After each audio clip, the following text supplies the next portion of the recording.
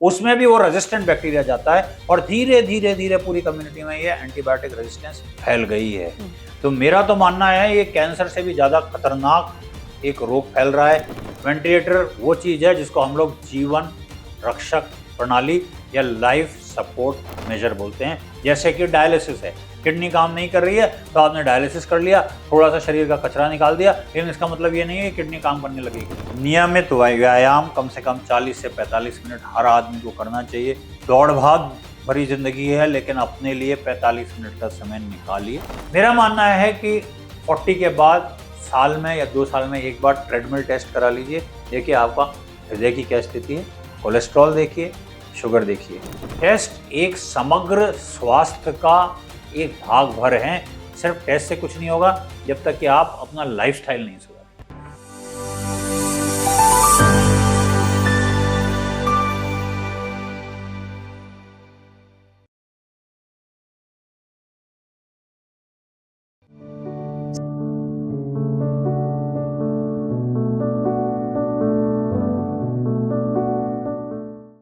नमस्कार, मैं डॉक्टर रश्मि शुक्ला। मैं फोर्टिस आईसीयू में एज एन इंटेंसिविस्ट काम करती हूँ। हमारे साथ आज doctor Pankaj Anand sir, director internal medicine and critical care, Fortis hospital में कार्यरत हैं।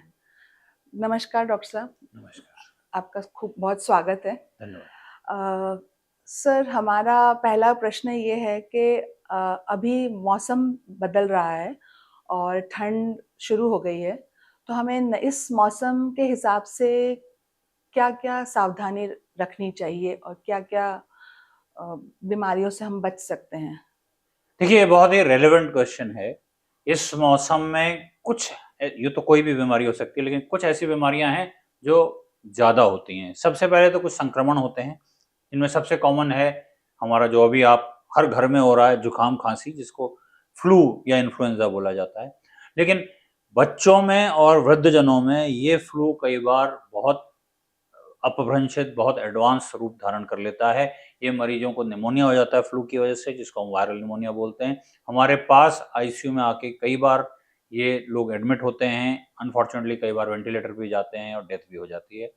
दूसरा जो साधारण निमोनिया, निमोनिया कभी भी वैसे साधारण नहीं होता, लेकिन जो निमोनिया होता है, निमोकोकल निमोनिया जिसे बोला जाता है, वो बहुत ज़्यादा इसी सीजन में पाया जाता है। इसमें मरीज को तेज बुखार आता है, खांसी हो सकती है और सांस में दिक्कत आती है। इसके अलावा ये टाइम होता है जब हार्ट अटैक्स की फ्रीक्वेंसी ज़्यादा हो जाती है, जिसको मायोकार्डियल इंफार्क्शन बोलते हैं। स्ट्रोक या जिसको लकवा कहते हैं, वो भी इस मौसम में बहुत कॉमन है। अब ध्यान हमें ये देना है कि इस पर्टिकुलर सर्दियों के मौसम में वो व्यक्ति जो 50 या 60 साल से ज़्यादा की उम्र के हैं या बहुत छोटे बच्चे, वो एक्सट्रीम एक्सपोजर ठंड से बचें। पहली चीज़, अगर कोई भी लक्षण आने लगता है तो तुरंत चिकित्सकीय सलाह लें।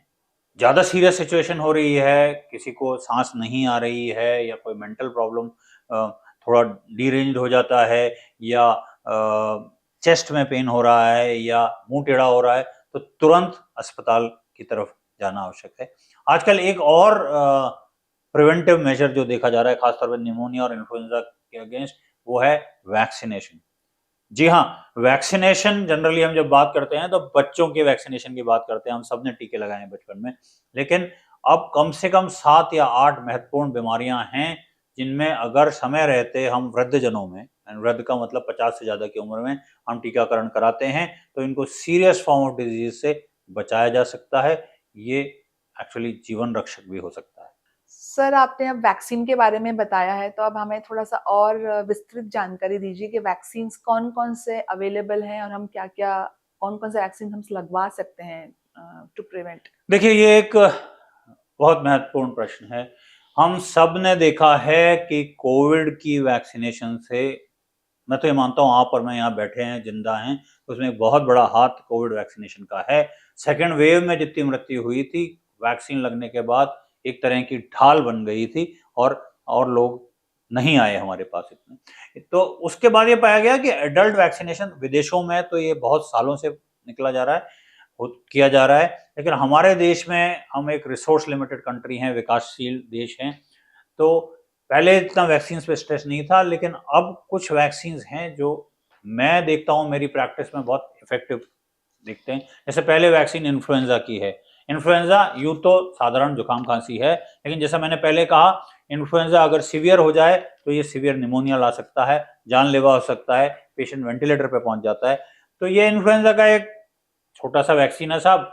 अपने 50 साल से उम्र के जितने भी वृद्ध हैं या वो व्यक्ति जिनकी इम्यूनिटी पुअर है, जैसे डायबिटिक्स, जैसे किडनी के मरीज, जैसे हार्ट के मरीज, जैसे लिवर के मरीज या कैंसर के मरीज, इनमें निश्चित तौर पे साल में एक बार, ये लगभग अगस्त सितंबर में आता है ये वैक्सीन हर साल, वो जरूर लगाना चाहिए। इंट्रामस्कुलर वैक्सीन है। दूसरा महत्वपूर्ण वैक्सीन जो आजकल बहुत हम लोग प्रिस्क्राइब कर रहे हैं, वो न्यूमोकोकल वैक्सीन है। न्यूमोकोकल वैक्सीन बेसिकली निमोनिया से बचाता है, खासतौर पे बैक्टीरियल निमोनिया से। एंड आप सब जानते हैं कि ये निमोनिया एक बहुत जानलेवा बीमारी है। अगर ये बिगड़ जाए तो हर साल हमारी अपनी आईसीयू में कितने मरीज निमोनिया लेके एडमिट होते हैं, वेंटिलेटर पे जाते हैं, कुछ लोग काल के ग्रास भी बन जाते हैं। एक साधारण सा वैक्सीन है, इंट्रामस्कुलर लगता है। एक वैक्सीन आपको जीवन भर गंभीर निमोनिया से बचा सकता है, आपके प्रियजन को। अगेन फिर वही कहूंगा, 50 साल से ज्यादा उम्र के लोग या वो लोग जिनमें किसी भी वजह से इम्यूनिटी कम हो, जो मैंने पहले कारण बताया। तीसरा वैक्सीन हर्पिस के अगेंस्ट। अब हर्पिस क्या बीमारी है? हर्पिस कुछ लोग, अगर आपने देखा हो, इसको दापड़ भी बोलते हैं। ये एक वायरल, जो चिकन पॉक्स का वायरस होता है, वो हमारी नस में बैठ जाता है बचपन में, और 40-50 साल बाद किन्हीं कारणों से छोटे छोटे लाल चकत्ते से आते हैं, एक नर्व के डिस्ट्रीब्यूशन, जनरली मुंह पे या छाती पे आते हैं। और ये one of the most painful conditions है। वो मरीज तड़फता है, मतलब कुछ मरीज तो कहते हैं साहब मुझे, मैं मर जाऊं, इतना पेनफुल होता है। जनरली 15 से 20 दिन चलता है। लेकिन जो पोस्ट हर्पेटिक न्यूरैल्जिया है, एक बार हर्पीज होने के बाद कई बार साल साल भर तक, 2-2 साल भर तक ये लोग सफर करते हैं। कई बार आंखें इन्वॉल्व हो जाती है, तो आंख भी चली जाती है। इसके 2 टीके लगाए जाते हैं 2 से 6 महीने की ड्यूरेशन पे। बहुत सिंपल है। इतने तो मेरा सजेशन है कि निश्चित तौर पे लगाने चाहिए। इसके अलावा और वैक्सीन, हेपेटाइटिस का वैक्सीन अवेलेबल है आजकल। लेडीज में एचपीवी का वैक्सीन है, जो सर्वाइकल कैंसर से बचाता है। तो देखिए, आज तक हम सिर्फ क्योरेटिव या जैसे फायर फाइटिंग अप्रोच लगते आए हैं कि जब बीमार हो जाएं तब इलाज करें। अब समय आ गया है, हमारे देश के पास, हमारे पास ऐसे साधन हैं इन वैक्सीन के फॉर्म में, जो हमें इन बीमारियों से और इन बीमारियों पे होने वाले मोटे खर्च से बचाते हैं। तो मैं सजेस्ट करूंगा कि ये वैक्सीनेशन निश्चित तौर पे करानी चाहिए। सर, अब नेक्स्ट सवाल मेरा ये है कि क्रिटिकल केयर क्या होता है और आईसीयू और सामान्य वार्ड में क्या अंतर है? देखिए, अगर आप शाब्दिक अर्थ पे जाएंगे तो क्रिटिकल केयर का मतलब है उस मरीज की केयर जिसकी स्थिति क्रिटिकल है। क्रिटिकल शब्द मेरे ख्याल से सब जानते हैं। इसका एक और हिंदी में अर्थ है गहन चिकित्सा इकाई। तो देखिए, वो मरीज जिनकी स्थिति इतनी गंभीर है कि जिनके डिटोरिएट होने का बहुत खतरा है और खराब होने की संभव है, उनके जीवन पे संकट है, उनको बिल्कुल minute to minute, second to second उन पे वॉच रखने की, उनके पैरामीटर्स, उनका पल्स, उनका ब्लड प्रेशर, उनके मानसिक चेतना का स्तर, उनका पेशाब का आउटपुट, इस सब की एक एक पल की पे नजर रखना पहली चीज। और अगर कुछ गड़बड़ हो तो विद इन सेकेंड्स रिस्पॉन्ड करना। आप कह सकते हैं कि आईसीयू के डॉक्टर्स मेडिकल साइंस के कमांडोज हैं। तो ये तुरंत जो क्रिया है, इसमें इसको गहन चिकित्सा बोलते हैं। तो आईसीयू में वो पेशेंट्स आते हैं जो कि बहुत सीरियस हैं। इसके डॉक्टर्स भी स्पेशली ट्रेंड होते हैं रैपिड रिस्पांस टीम की तरह काम करने के लिए। As compare to ICU ward में मरीज हम जनरली उनको रखते हैं जिन मरीजों को स्थिति उतनी गंभीर नहीं होती, जिनके जीवन को तुरंत खतरा नहीं होता, लेकिन जिनका इलाज ओपीडी बेसिस पे या घर पे नहीं किया जा सकता किन्हीं वजह से। उनको आईवी दवाइयों, इंट्रावीनस दवाइयों की आवश्यकता है, या उनको रोज देखने की जरूरत है, वो केयर की जरूरत है। या जिनको लगता है कि अगर हमने ढंग से इस समय इलाज नहीं किया तो हो सकता है बाद में आईसीयू में पहुंच जाएंगे। अंतर बहुत मेटिकुलस मॉनिटरिंग और तुरंत ट्रीटमेंट का अंतर है आईसीयू और वार्ड में। डॉक्टर साहब, कई बार ऐसे संक्रमण होते हैं जिस पे आईसीयू में जिस पे कोई दवाई काम नहीं करती है, ऐसे में क्या किया जाता है? देखिए, एक बहुत रेलेवेंट क्वेश्चन है। इसको हम मल्टी ड्रग रेजिस्टेंट इन्फेक्शन बोलते हैं। क्या आप जानते हैं कि दुनिया में सबसे ज्यादा एंटीबायोटिक्स का प्रयोग मेरे देश भारत में हो रहा है? क्यों हो रहा है? आपका गला खराब हुआ, जुकाम हुई, अरे वो घर में एजिथ्रोमाइसिन पड़ी है, 2 गोलियां खा ली। या वो केमिस्ट वाले भाई साहब हैं, उनके पास जाएंगे कि भाई मेरा गला खराब हो रहा है, ये 3 गोली खा लो। उस दवाई का कोर्स था 5 गोली का, 3 गोली में आराम आ गया, आपने छोड़ दी। ये जानना बहुत जरूरी है कि लगभग 95% से ज्यादा गले के दर्द, गले की जुकाम, खांसी, ये वायरल होती है। इनमें एंटीबायोटिक का कोई रोल नहीं हुआ। अब आप जब पूरा देश इतनी भारी मात्रा में एंटीबायोटिक कंज्यूम करता है तो एंटीबायोटिक्स के अगेंस्ट हमारे शरीर में रेजिस्टेंस पैदा हो जाती है। और अब ये रेजिस्टेंस इस कदर बढ़ गई है कि हम डे टू डे जो पेशेंट में बहुत अति गंभीर पेशेंट हैं, वो मरीज जो बहुत सीवियर संक्रमण लेके आते हैं, वो मरीज जिसको हम बोलते हैं सेप्सिस है, उनमें हमारे पास देने को एंटीबायोटिक नहीं बच रही हैं। हर महीने हमारी आईसीयू में 3 से 4 मरीज ऐसे होते हैं जिनमें हम जब उसकी जांच कराते हैं, कल्चर सेंसिटिविटी कराते हैं, तो एक भी एंटीबायोटिक ऐसा नहीं होता जो उस पर्टिकुलर बैक्टीरिया के अगेंस्ट इफेक्टिव हो। और ऐसे मरीज हम बिल्कुल असहाय हो जाते हैं और हम कुछ नहीं कर पाते। इनफैक्ट डाटा बताता है कि भारत दुनिया में one of the highest antibiotic resistance वाला देश हो गया है।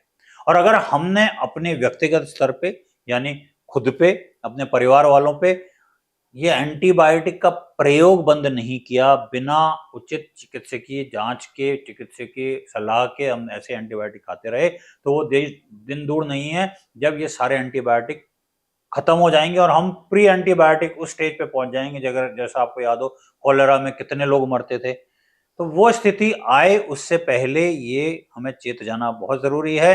3-4 एंटीबायोटिक के लिए बात समझनी जरूरी है। पहली चीज, एंटीबायोटिक्स वायरस की बीमारी पे काम नहीं करते। एंड बुखार होना एंटीबायोटिक का इंडिकेशन नहीं है। बुखार बहुत चीजों से हो सकता है, सिर्फ बुखार होते ही एंटीबायोटिक नहीं खानी चाहिए। तीसरी चीज, एंटीबायोटिक का एक कोर्स होता है जो आपका चिकित्सक आपको बताएगा कि कितने दिन लेनी है। तो 2 दिन 3 दिन आपने अपनी मर्जी से ली और छोड़ दी, तो समझिए आप ही के शरीर में उससे रेजिस्टेंस पैदा होगी। तो आप अपना तो बहुत अहित कर रहे हैं, लेकिन इसके अलावा जिस व्यक्ति को आप वो बैक्टीरिया दे रहे हैं आपकी खांसी के थ्रू या किसी भी तरीके से, उसमें भी वो रेजिस्टेंट बैक्टीरिया जाता है और धीरे धीरे धीरे पूरी कम्युनिटी में ये एंटीबायोटिक रेजिस्टेंस फैल गई है। तो मेरा तो मानना है ये कैंसर से भी ज्यादा खतरनाक एक रोग फैल रहा है, एचआईवी से भी ज्यादा खतरनाक रोग है।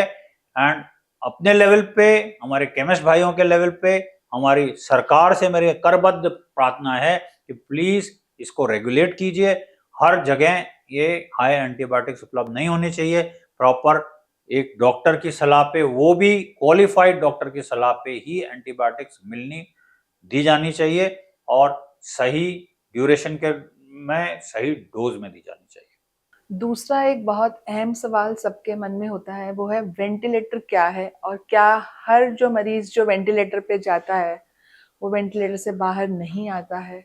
देखिए, एक चीज समझिए, वेंटिलेटर चीज क्या है। वेंटिलेटर एक तरह का, बहुत साधारण भाषा में बोलूं तो एक तरह का पंप है। जब कोई व्यक्ति किसी भी वजह से पूरी, या सबसे कॉमन कॉज बताता हूं, जब पूरी सांस नहीं ले पाता। जब मैं सांस लेता हूं तो मेरे शरीर में ऑक्सीजन जाती है और कार्बन डाइऑक्साइड बाहर निकलती है। अब मान लीजिए कि किसी के शरीर में ऑक्सीजन कम जा रही है, जैसे कोविड में हमने इतना देखा, तो वो धीरे धीरे उसके शरीर के सारे ऊतकों यानी टिश्यूज पे ऑक्सीजन की कमी होगी और उसके शरीर के और अंग फेफड़े के अलावा भी काम करना कम कर देंगे।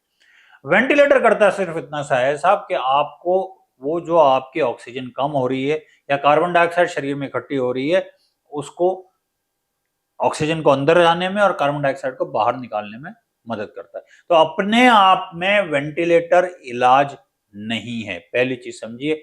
वेंटिलेटर वो चीज है जिसको हम लोग जीवन रक्षक प्रणाली या लाइफ सपोर्ट मेजर बोलते हैं। जैसे कि डायलिसिस है, किडनी काम नहीं कर रही है तो आपने डायलिसिस कर लिया, थोड़ा सा शरीर का कचरा निकाल दिया, लेकिन इसका मतलब ये नहीं है कि किडनी काम करने लगेगी। तो इसी तरह लंग काम नहीं कर रहा है, आपने वेंटिलेटर पे लिया, लेकिन उसके साथ आपने वो दवाइयां, वो तरीके शुरू किए जिससे उसके फेफड़े में, जैसे कॉमनेस्ट कॉज है निमोनिया, एंटीबायोटिक्स दी और चीजें दी, जिससे कि उसकी प्राइमरी बीमारी जिस वजह से वो आदमी वेंटिलेटर पे गया है वो अपना काम करने लगे। तो वेंटिलेटर आपको समय देता है, कुछ घंटे कुछ दिन देता है, मरीज को अवसर देता है कि उसका शरीर या दूसरा इलाज काम करना शुरू करे और प्राइमरी बीमारी ठीक हो जाए, और उसके बाद धीरे धीरे वेंटिलेटर कम हो जाता है। अब ये लोगों में बहुत कॉमन धारणा है कि साहब वेंटिलेटर पे जो गया वो कभी नहीं आएगा। ये सर्वथा गलत है। मैं ऑन रिकॉर्ड कहना चाहूंगा कि मेरे 10 में से 7-8 मरीज वेंटिलेटर पे रहते हैं, कई बार 15-15, 20-20 दिन, और ठीक होके घर जाते हैं, पूर्णतः स्वस्थ जीवन जीते हैं। तो ये प्लीज, ये लोग रोना पीटना शुरू कर देते हैं वेंटिलेटर पे आदमी तब जाता है जब वो बहुत क्रिटिकल होता है, तो वो मरता वेंटिलेटर की वजह से नहीं है, लेकिन वो इलाज आप तब करते हैं जब आदमी इतना सीरियस हो गया कि वो अपनी सांस नहीं ले पा रहा है। तो इसलिए डरिए मत, समझिए वेंटिलेटर चीज क्या है, एंड थोड़ा विश्वास रखिए, समय के साथ ये हमें समय देता है, मरीज ठीक होते हैं। हमारा एक नेक्स्ट क्वेश्चन है कि हेल्थ चेकअप क्या है और हर उम्र के लोगों को कौन कौन से सालाना टेस्ट कराने चाहिए ताकि वह स्वस्थ रहें, जैसे young 20 to 30, 30 to 40 and above 50।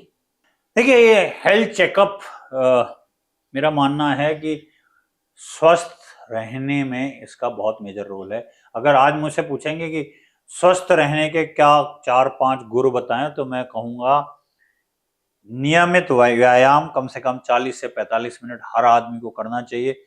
दौड़ भाग भरी जिंदगी है, लेकिन अपने लिए 45 मिनट का समय निकालिए। सही भोजन, और सही भोजन का सिंपल सा रूल है, प्रकृति माँ जिस फॉर्म में भोजन दे रही है, कच्ची सब्जियां खाइए साहब, अच्छे फल खाइए।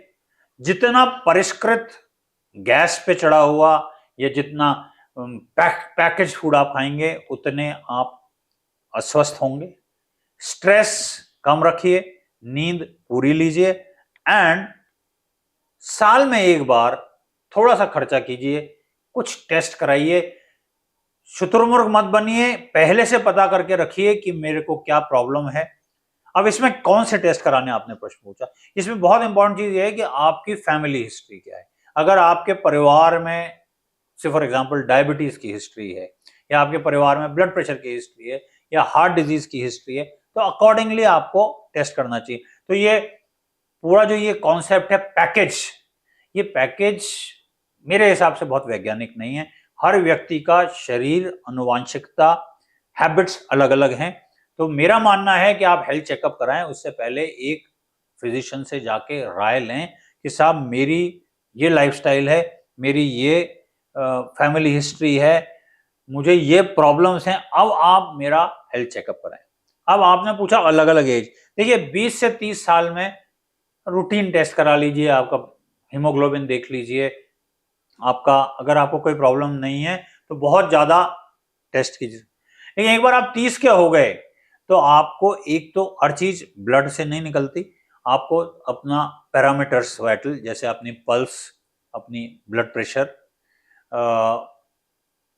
अपना मोटापा, तो आजकल बहुत सिंपल से तरीका है, आप अपना वजन लीजिए, हाइट लीजिए, और वजन divided by square of your height gives you body mass index. तो कहीं आप मोटे तो नहीं हो रहे हैं। उससे भी ज्यादा जरूरी है आप अपनी वेस्ट हिप रेशियो खुद ही लेके देखिए, और उसकी आप गूगल पे देखेंगे क्या सही है क्या गलत है, आपको पता चल जाएगा।